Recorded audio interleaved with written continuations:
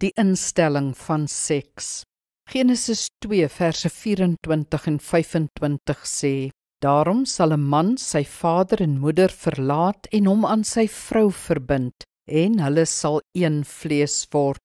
Hulle twee was naak, die mens en sy vrou, maar hulle was nie skaam vir mekaar nie.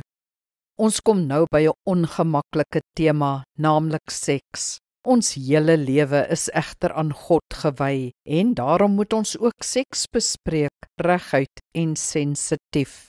Ons leef immers maandag tot Saterdag ook geestelik, nie net Sondag of wanneer ons bid nie. Alles staan onder Jesus se heerskap in ons lewe, ook ons verhoudings, huwelik en intimiteit. Onthou, seks is of God se wil of sonde. Seks kan huwelike maak of huwelike breek, selfs mense maak of breek. Dit is dus 'n belangrike tema.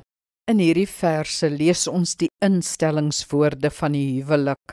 'n Man of vrou sal volwasse word, hulle aan iemand verbind en dan een vlees word. Dan sal hulle naak, maar nie skaam nie, vir mekaar word, fisies as ook psigies. Dit is die Bybelse orde vir die huwelik en seks, en dit is waarop ons samelewing gebou is. Dit is ons opdrag, en dit alleen.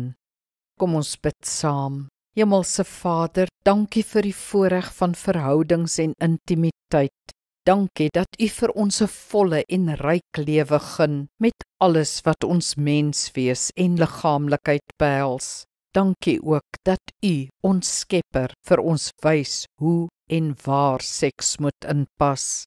Amen. Die Here seën jou.